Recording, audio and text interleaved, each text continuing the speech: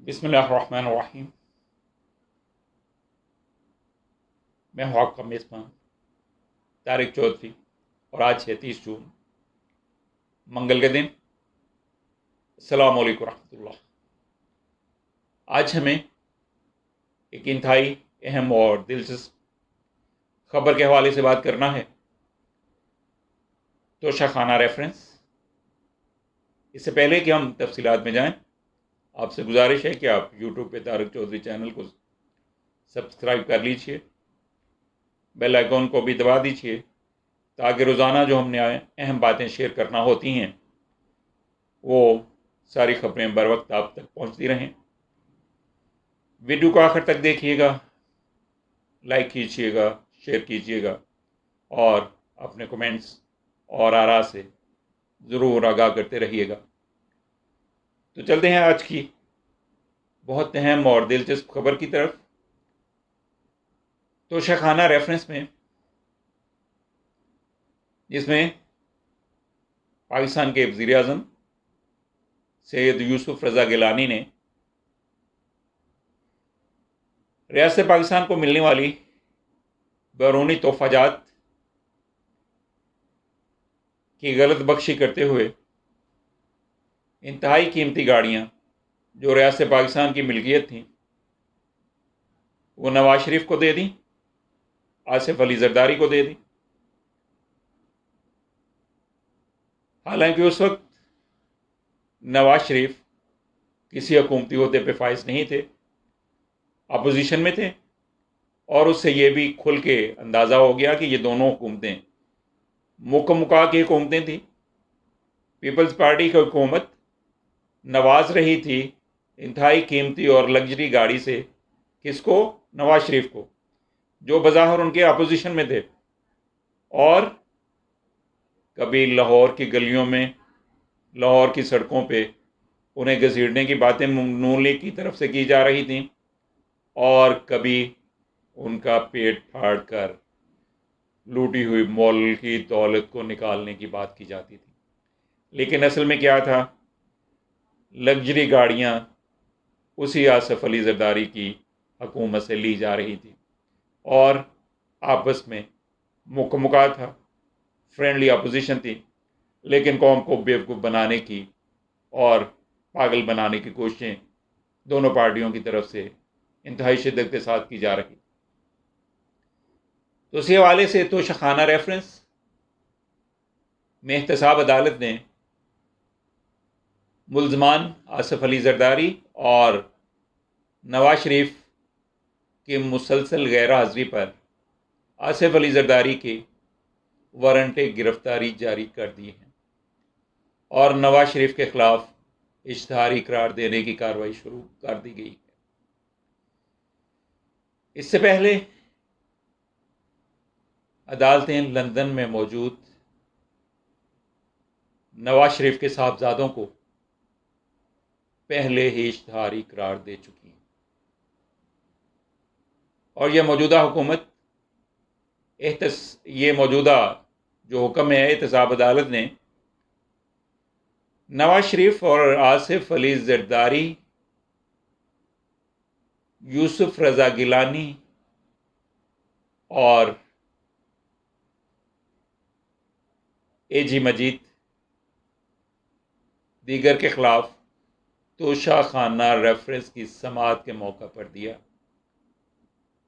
जब नैब ने समन नवाज शरीफ को बरतानिया उनके एड्रेस तक पाकिस्तानी सफारत खाने के ज़रिए भिजवाने की रिपोर्ट पेश कर दी। नैब ने कहा कि दफ्तर खारजा के ज़रिए बरतानिया में मौजूद नवाज शरीफ को वारंट भिजवाए जा चुके हैं। नवाज शरीफ और आसिफ अली जरदारी बार बार अदालत की तरफ से बुलाए जाने के बाद भी अदालत में पेश नहीं हो रहे। आज की समाअत पर भी हस्बे साबिक वो दोनों गैर हाजिर थे,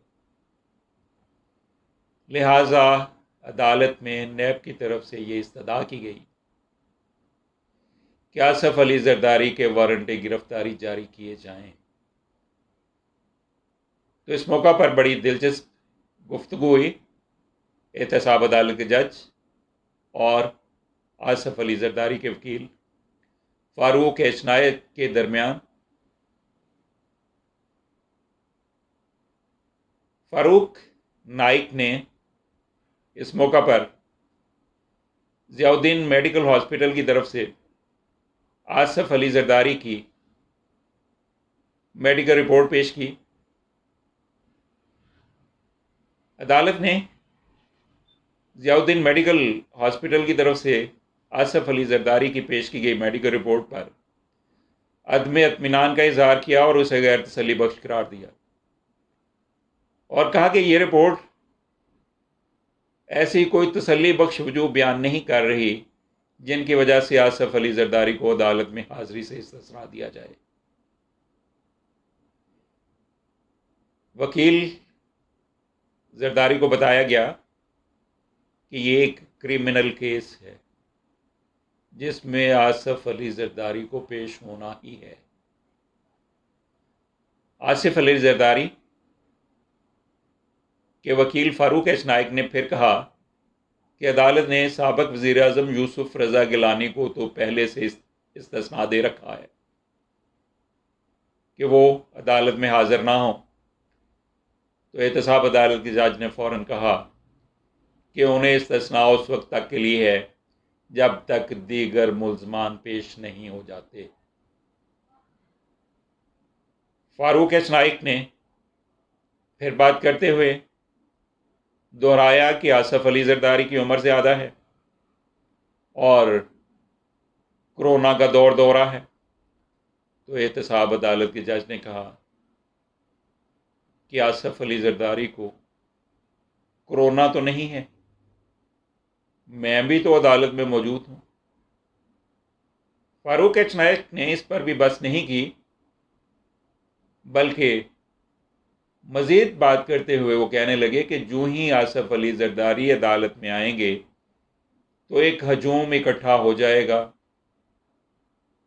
लोगों का हजूम होगा और रश की बहुत कैफियत पैदा हो जाएगी। मैं जो आसफ अली जरदारी की तरफ से मौजूद हूँ, अदालत में हूँ। जिस पर जज ने जवाब देते हुए कहा कि चलें मैं लंबी तारीख दे देता हूँ, इसके बाद आसफ अली जरदारी को पेश होना ही होगा क्योंकि आपने जो मेडिकल रिपोर्ट पेश की है ज़ियाउद्दीन मेडिकल हॉस्पिटल की, वो हरगिज़ तसल्ली बख्श नहीं है। एहतसाब अदालत के जज ने नवाज शरीफ को इश्तहारी करार देने के लिए इश्तहार जारी करने का भी हुक्म दिया। अदालत ने कहा कि अदालत की तरफ से जारी करदा नवाज शरीफ के नाकाबिल ज़मानत वारंट गिरफ्तारी पर भी अमल नहीं किया जा सका और नवाज शरीफ जानबूझकर अदालती कार्रवाई का हिस्सा बनने से एराज़ कर रहे हैं। अदालत बज़रिया इश्तहार नवाज शरीफ को फिर आइंदा समाअत पर तलब करती है। एहतसाब अदालत के जज मोहम्मद असगर अली ने साबिक सदर आसफ अली जरदारी की तरफ से पेश करदा इस्तिस्ना की दरख्वास्त मुस्तरद कर दी और उनके वारंट गिरफ्तारी जारी करने का हुक्म सुनाया। अगरचे ये वारंट गिरफ्तारी काबिल ज़मानत होंगे। अदालत की तरफ से आसफ अली जरदारी के वकील पर यह बात भी खुलकर वाज़े कर दी गई कि अगर आइंदा समाअत पर भी आसफ अली जरदारी अदालत में पेश ना हुए तो फिर उनके नाकाबिल ज़मानत वारंट गिरफ्तारी जारी कर दिए जाएंगे। आइंदा समाअत पर उन्हें हर सूरत पेश होना पड़ेगा और इस तरह से मुकम्मका पार्टियों की तरफ से हुक्मरान दोनों पार्टियों के सरबराह इनके दिलों में अदालतों का जो एहतराम और वक़ार पाया जाता है, उनके रवैये से अज़हर मिन शम्स है।